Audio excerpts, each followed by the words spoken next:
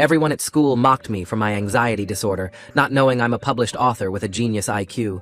I sat in the back row of my economics seminar, trying to make myself invisible while the professor lectured about my book, the one I'd published under a pseudonym 2 years ago while in a refugee camp, about how economies rebuild after total collapse. Nobody here knew I was the author. I just looked like a freaked-out kid because my anxiety medication wasn't working and the lights felt too bright, reminding me of when my village burned down. Professor Mitchell noticed my shaking hands and announced to the class, "Looks like someone forgot to take their crazy pills this morning. This is what happens when admissions lets in charity cases who can't handle academic pressure." The entire lecture hall turned to stare at me while I tried to steady my breathing. "Maybe you should go to the counseling center instead of wasting everyone's time here. Actually, maybe you should just go back to whatever bombed-out country you crawled from." I stayed in my seat, focusing on my notes, but my hand was shaking too badly to write clearly. A student in the front row, wearing a designer suit, turned around and said, "He probably can't even understand the lectures. They really lower standards for refugees, don't they? My father says they let them in to make the school look compassionate, not because they can actually learn." Another student added, "He's probably illiterate in his own language too. These people come from places without real schools." When I asked a clarifying question about the material, Professor Mitchell rolled his eyes. "Can someone translate to whatever language he actually speaks? These international diversity admits never have the foundation for real academic work." He wrote my question on the board in deliberately broken English, adding random grammatical errors.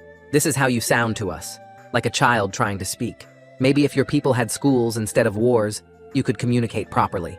During the break, students surrounded my desk, and one poured coffee on my textbook, then on my notes, then grabbed my laptop and poured it there too. "Oops, but you probably stole this stuff anyway.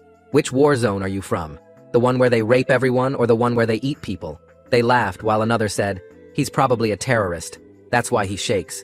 Guilty conscience from bombing civilians." When I had a panic attack triggered by someone slamming a door, the whole class started deliberately making loud noises.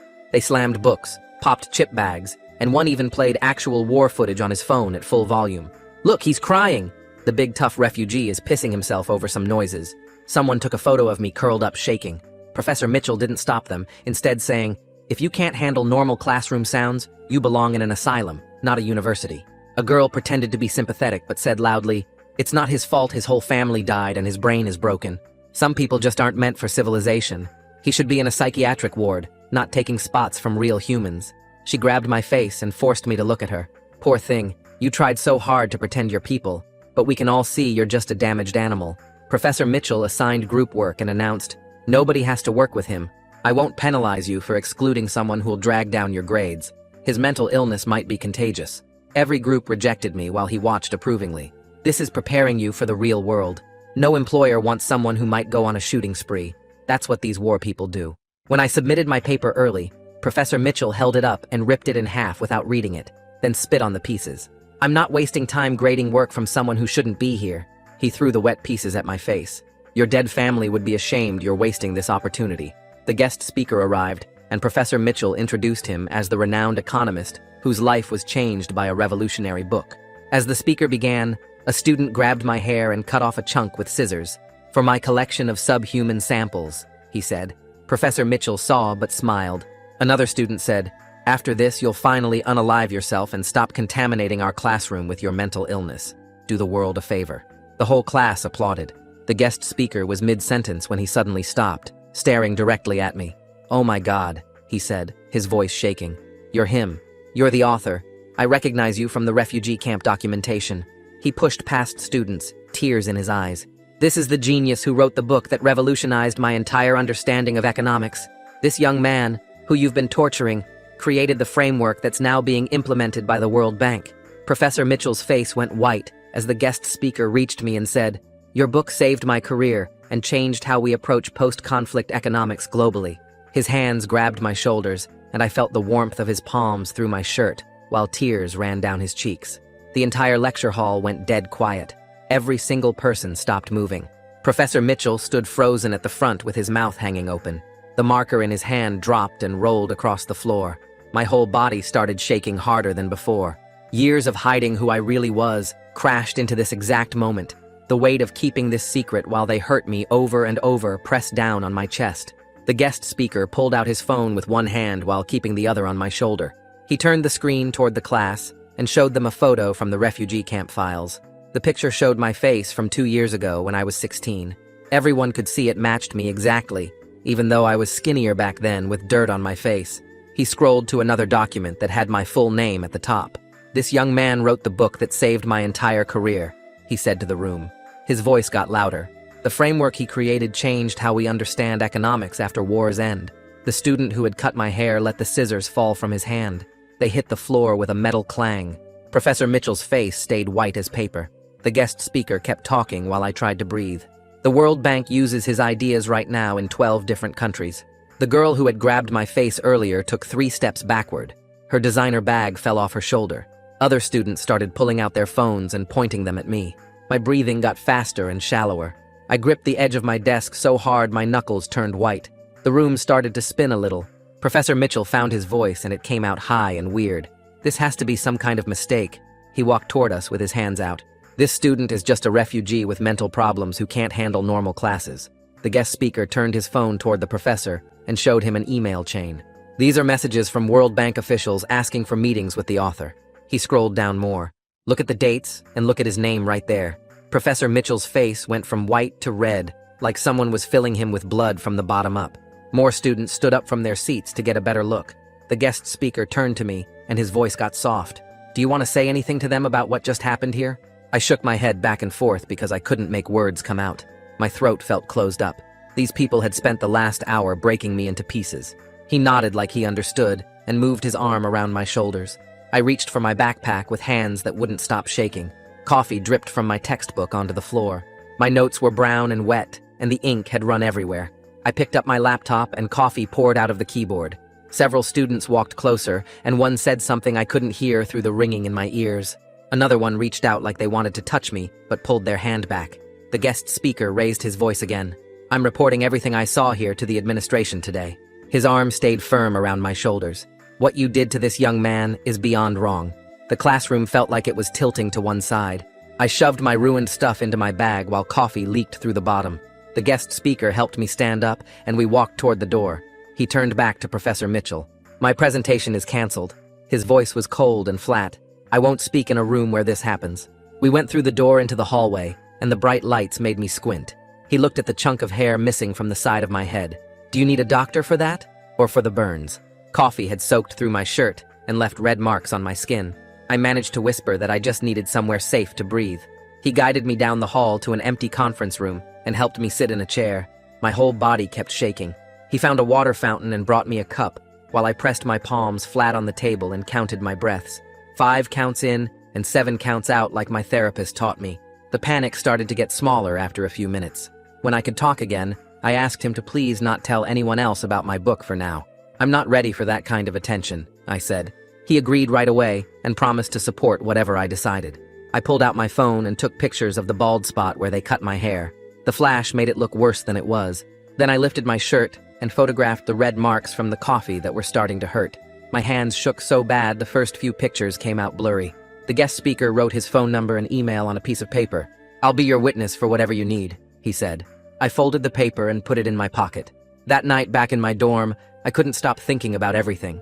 I opened my laptop to email disability services about getting help. The coffee had killed it completely, so I used my phone instead.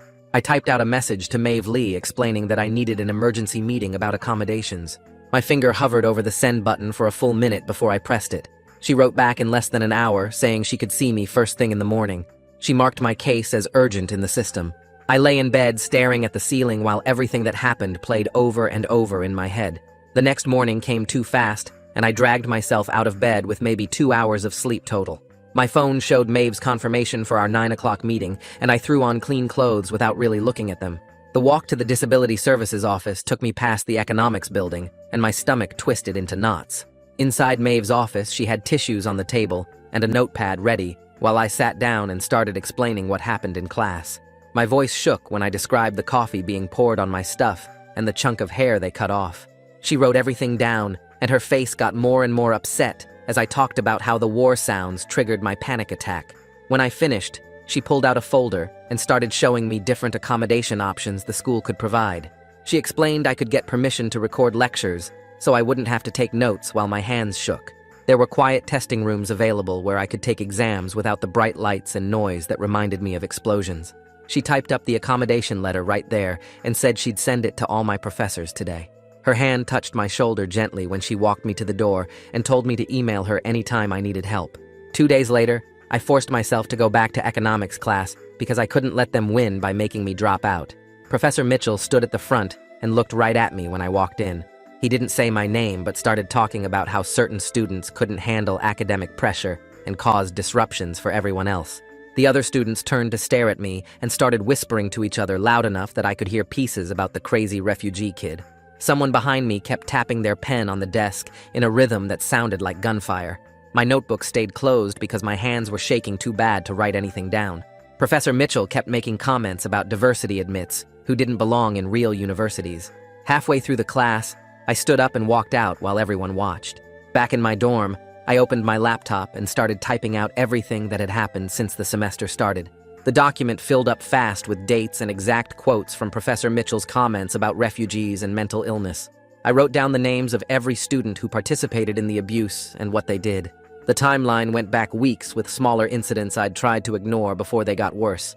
Each entry had specific details about who was there and what they saw happen. The list got longer than I expected, and seeing it all written out made the pattern impossible to deny. My fingers kept typing for hours as I remembered more incidents and added them with careful notes about witnesses. 3 days went by while I stared at that document and tried to decide what to do with it. Part of me wanted to just switch to another section quietly and avoid the whole mess. But then I remembered surviving the attack on my village and living through the refugee camp and writing my book while everything burned around me. I opened the university website and found the Institutional Equity Office page with Carol Mackenzie's contact information. My mouse hovered over the appointment link for a long time before I clicked it and selected the first available slot. The confirmation email came through right away, and my anxiety spiked, but I told myself I'd survived worse than this. Carol's office had certificates on the wall and a recording device on the desk when I walked in for my appointment. She asked me to start from the beginning and took notes on her computer while I talked through the whole pattern of discrimination. Her questions were specific about dates and witnesses, and she wanted exact quotes when I could remember them. She pulled up a document explaining the investigation process and my rights during it, including protection from any retaliation. When I mentioned the guest speaker who witnessed everything and recognized me from the refugee camp, her eyes got wide. She asked if I had his contact information, and I gave her the paper he'd written his number on.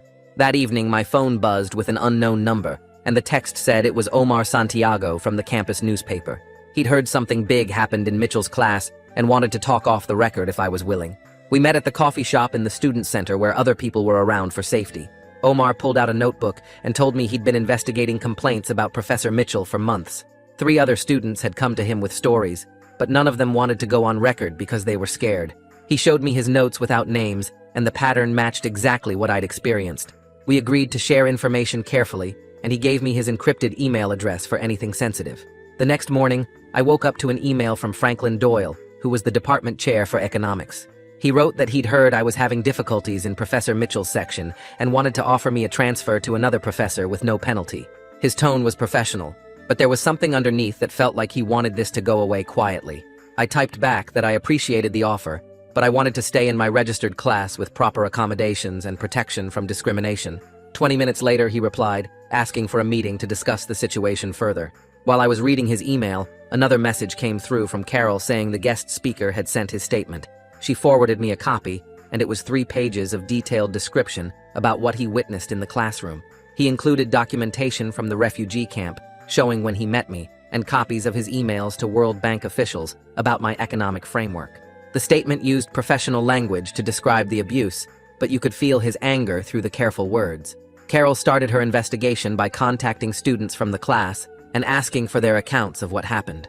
Her email to me said several students had already agreed to provide statements anonymously about what they saw. Some of them felt guilty for not stopping it and wanted to help make things right now. Their statements matched mine about the coffee and the haircutting, and Professor Mitchell encouraging the abuse. One student even had photos on their phone from when I was having the panic attack. I logged into the course website to check my grades and found something that made my jaw drop. Professor Mitchell had entered failing grades for assignments that weren't even due yet. The submission boxes were still closed, but somehow I had zeros for papers nobody had turned in yet. I took screenshots of everything, immediately showing the dates and the closed submission status. Carol's response when I sent them was just 2 words, but I could feel her satisfaction through the screen. The next morning, Maeve sent an official email to Professor Mitchell about my approved accommodations for class. She copied the entire economics department on it and attached all the paperwork from Disability Services. The email listed everything clearly, including extra time for tests, permission to step out if needed, and the right to record lectures. Mitchell's reply came back within an hour, and it was only 3 lines long. He wrote that he would comply with all legal requirements as mandated by the university. The way he phrased it made it sound like he was forced at gunpoint. Maeve forwarded his response to Carol and added a note saying she'd seen this pattern before with him. 2 days later, I was eating lunch in the campus cafeteria when someone dropped their metal tray right behind me. The crash sent me straight into panic mode, and my whole body started shaking. My breathing got fast and shallow while everyone in the cafeteria turned to stare at me. But instead of running away like I usually did, I remembered what Maeve taught me about grounding exercises. I put my hands flat on the table and counted 5 things I could see, then 4 things I could touch. My breathing slowed down bit by bit while I stayed in my seat. After about 3 minutes, I was calm enough to finish my sandwich. It wasn't much, but staying there instead of fleeing felt like winning a small battle. That same afternoon, Omar's article came out in the campus newspaper about discrimination in certain departments. He didn't name Mitchell directly, but anyone who knew the situation could tell who he meant. The piece talked about refugee students facing hostile classroom environments and professors who made comments about their backgrounds. Within hours, the article was shared all over campus social media. Students started commenting with their own stories about similar experiences.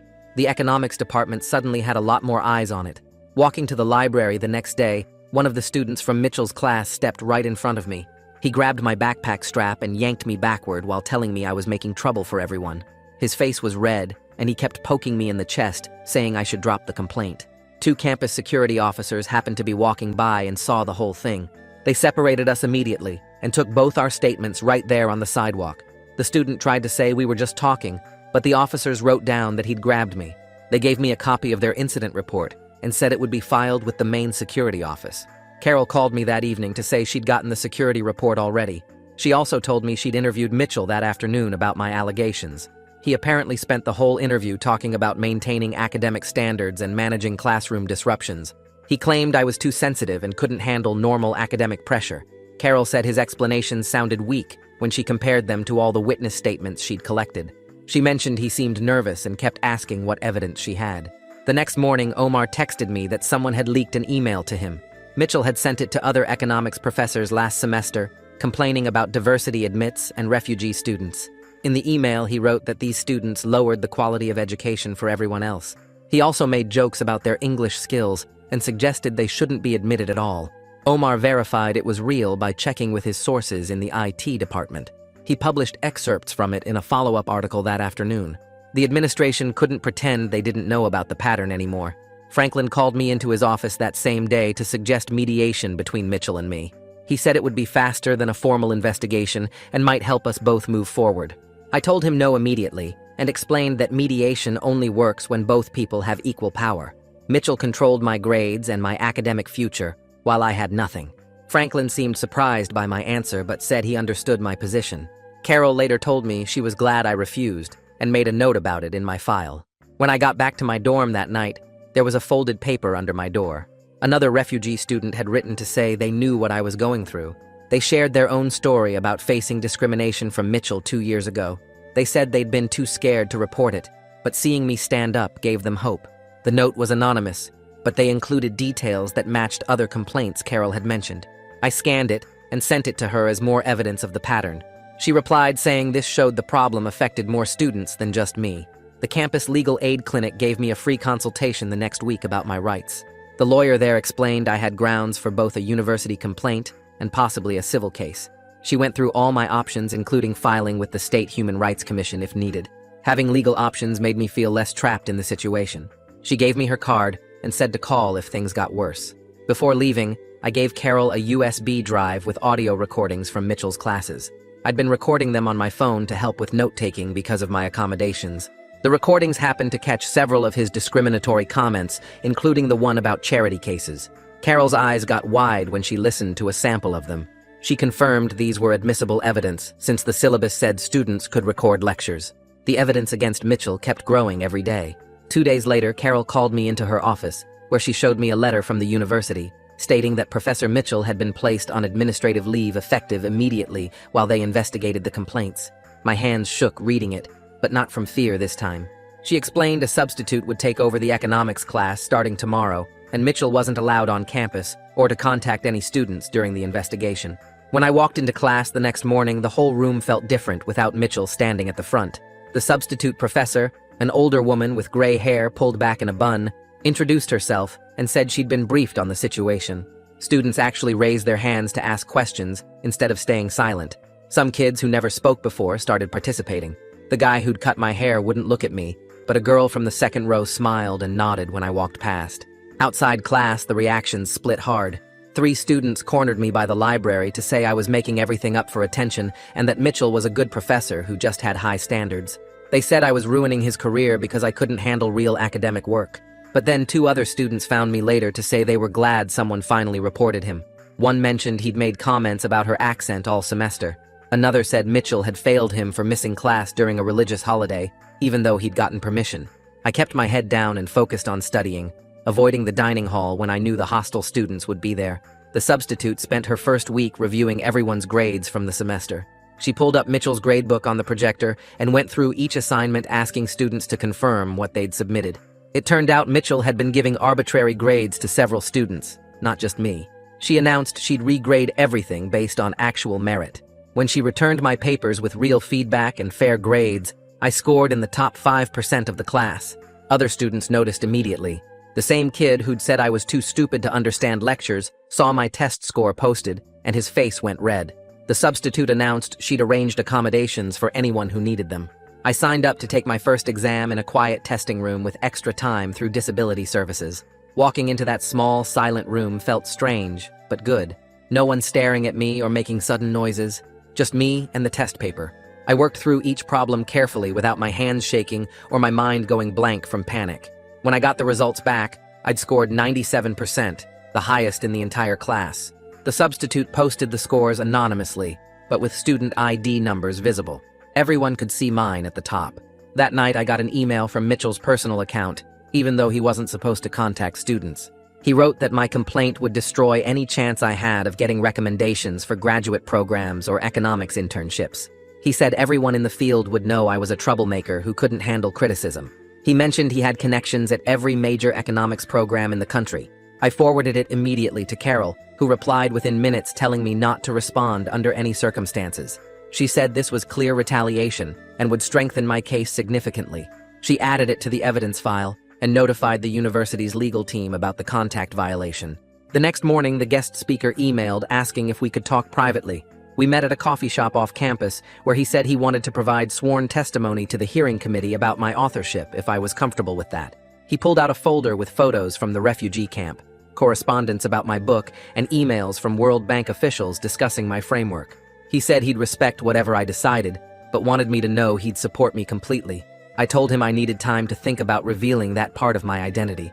He gave me his business card and said to call anytime, day or night, when I decided. Later that week, I sat in Maeve's office going through the pros and cons of letting the committee know about my authorship. She had a whiteboard where we mapped out the potential impacts on my privacy, my academic career, and my mental health. She pointed out it would give context to Mitchell's discrimination, but might also bring unwanted attention. We talked about how I'd handle questions about why I hid it, and whether I was ready for people to know. She said there was no wrong answer, just what felt right for me. She reminded me I'd already shown incredible courage just by filing the complaint. After 3 days of thinking about it constantly, I decided to let the guest speaker tell the committee, but ask them to keep it confidential from the broader campus. I called him and explained I wanted the committee to understand the full context of who Mitchell was discriminating against, but wasn't ready for public recognition. He said that was perfectly reasonable, and he'd make that clear in his testimony. We drafted a statement together about maintaining my privacy, while ensuring the committee had complete information. Franklin Doyle asked to meet with me in his office, where he stood up when I entered and actually apologized. He said the department had failed to protect me and other vulnerable students from Mitchell's behavior. He offered to arrange an independent study for next semester, so I wouldn't have to be in regular classes if I didn't feel safe. I thanked him, but said I wanted to continue with normal classes as long as proper oversight was in place. He agreed and promised the department would monitor all professors more carefully. He also mentioned they were reviewing Mitchell's past course evaluations and grade distributions. Omar texted me that afternoon saying his investigation had turned up something big. We met in the student newspaper office where he showed me records he'd obtained through public information requests. 3 previous complaints had been filed against Mitchell over the past 5 years, all from refugee or international students. Each time the complaints were handled quietly, with no real consequences. One student had transferred schools, another had dropped out entirely, and the third had switched majors to avoid Mitchell. The pattern was clear and went back years.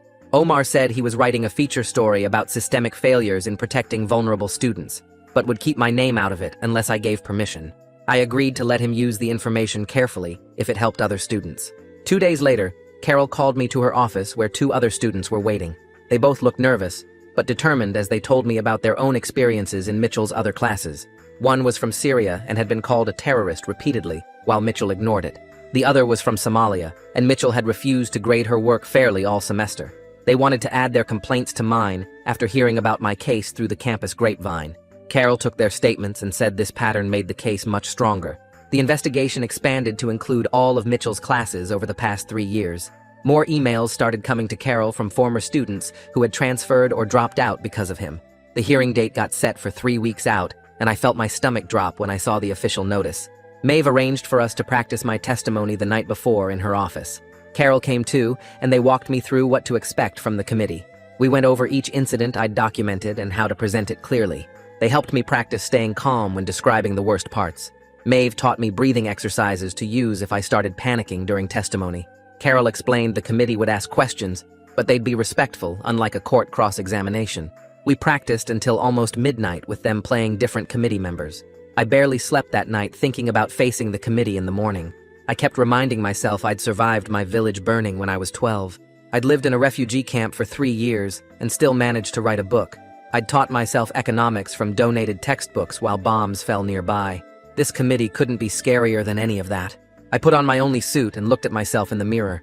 My hands were shaking, but I made myself stand straight. The hearing room was smaller than I expected, with a long table where 5 committee members sat. I recognized 2 professors from other departments and 3 administrators I'd never met. They introduced themselves and explained the process would be recorded.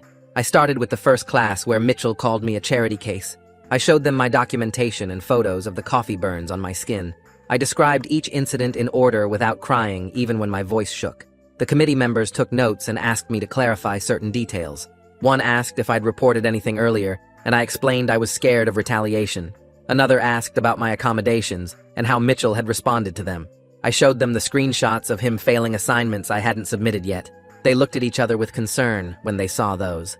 After my testimony, they brought in the guest speaker who'd witnessed the haircutting incident. He wore an expensive suit and spoke with the authority of someone used to testifying. He described exactly what he'd seen and heard in that classroom. Then he explained who I really was and what my book had accomplished globally. The committee members sat up straighter when he mentioned the World Bank implementation. He showed them emails from international economists praising my framework. He pulled out a copy of my book and read a passage about rebuilding after trauma. The irony wasn't lost on anyone that Mitchell had been teaching from my work while abusing me. One committee member asked if he could verify my authorship, and he showed the refugee camp documentation.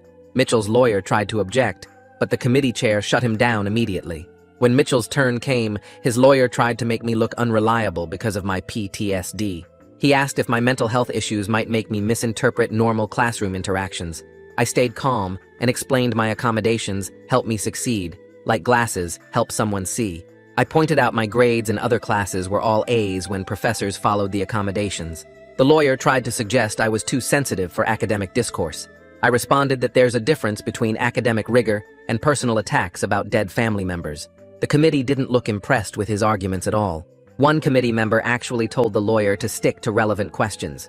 After 6 hours of testimony and deliberation, the committee called us back in. They issued an immediate no-contact order, meaning Mitchell couldn't come near me or contact me. They recommended formal censure and mandatory bias training before he could teach again. They referred all the students who'd participated in the abuse to student conduct boards. The chair said this was one of the clearest cases of discrimination they'd seen. I felt my shoulders drop as months of tension started to release. Franklin called me the next day to say Mitchell wouldn't be teaching for at least a year. The department was implementing a full climate review and hiring an outside firm to assess the culture. He assigned me a faculty mentor who specialized in post-conflict economics and actually knew my work. The changes weren't just about me, but about making sure this couldn't happen again. Other vulnerable students would have protection now that didn't exist before. Omar and I met at the campus coffee shop to discuss writing an op-ed about the broader issues. We decided to focus on systemic barriers facing refugee students, rather than my personal story. We spent hours crafting it carefully to promote policy changes without making it about me. Omar had great ideas about framing it as an institutional responsibility issue. The piece ran in the campus paper the next week, with the headline about hidden talent being wasted. The response was bigger than we expected, with dozens of comments online. Students started sharing their own stories of discrimination in various departments. A few critics claimed we were attacking academic freedom, but their arguments looked weak. The documented evidence made it hard to deny the real problems that existed. 2 weeks later, the substitute instructor posted our final grades online, and I stared at the A next to my name for a full minute.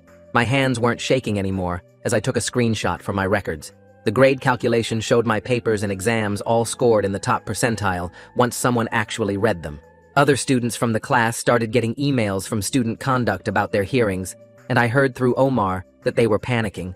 The guy who cut my hair got called in first and came out looking pale and shaken. Carol sent me updates as each case moved through the system without needing me to testify again. The conduct board suspended the haircutter for assault and made him do 200 hours at the Refugee Resettlement Center downtown. 3 others got academic probation and had to take workshops about discrimination and bias every Saturday morning for the whole next semester. The girl who grabbed my face had to write a 10-page reflection paper about dehumanization that would go in her permanent file. Mitchell's case took longer, but Franklin finally called me into his office to explain the outcome. The university gave Mitchell formal censure, which meant a permanent mark on his employment record that would follow him everywhere. They removed him from all teaching duties for a full year, and he had to complete intensive bias training before he could even apply to return. He kept his tenure because of union rules, but his reputation was destroyed, and everyone knew why he wasn't teaching. I started going to the counseling center twice a week to work on my PTSD with a therapist who specialized in war trauma. She taught me breathing techniques that actually helped when doors slammed or loud noises happened. The panic attacks still came, but I learned to recognize the warning signs and get somewhere safe before they peaked. We worked on separating past trauma from present triggers, and I practiced grounding exercises between sessions. Spring semester started, and all my new professors had my accommodation letter already in their systems. They let me sit near exits and take breaks without asking permission, and nobody made comments about it. The professor for my international economics course actually pulled me aside to say she'd read my book and wanted to discuss it during office hours. I built study groups with other students who understood my needs, and we met in quiet spaces on campus. The guest speaker emailed me about working together on a policy paper for the UN about implementing my economic framework in Syria and Yemen. We met every Thursday afternoon in his office downtown, going through data and case studies. He treated me like a colleague instead of a student, and actually listened when I suggested changes to his models. The paper would have both our names as equal authors when it got published in the summer. 3 students from Mitchell's class found me in the library one afternoon looking nervous and uncomfortable. They said they'd been thinking about what happened and realized they should have spoken up instead of laughing along. One admitted he'd been too scared of Mitchell to say anything, but knew that was no excuse for letting it continue. I told them I accepted their apologies, but we weren't going to be friends, and they seemed to understand that boundary. More students started nodding at me in hallways or holding doors open like I was just another person on campus. The International Student Office asked if I'd speak at orientation for new refugee students, but I said I needed more time before I was ready for that. Walking past the economics building one morning, I decided to take the long way past Mitchell's old lecture hall. The door was open, and a different professor was teaching a completely different class inside. Students were actually raising hands and asking questions without fear, and nobody was getting mocked or humiliated. I stood there for a moment watching normal education happen in that space where so much pain had happened to me. My shoulders stayed relaxed, and my breathing stayed steady as I watched them learn. I walked away with my backpack feeling lighter than it had in months and headed to my next class. The truth about who I was had changed everything, even though most people still didn't know about my book. Some stories would stay private between me and my therapist, and others I'd share when I felt strong enough. The system had worked slowly, but it had worked, and other students wouldn't face what I faced in that room. My grades stayed high, and my panic attacks got more manageable, and I kept working on the policy paper that would help rebuild economies. Everything that happened made me stronger, even though I wouldn't wish it on anyone else. The university was different now, with new policies and training and oversight that hadn't existed before my complaint. I controlled my story now, and nobody could take that away from me again. Thanks for letting me poke around these questions with you today. Really hope my little wonderings were worth your time. I'll catch you next time. Subscribe for more content like this.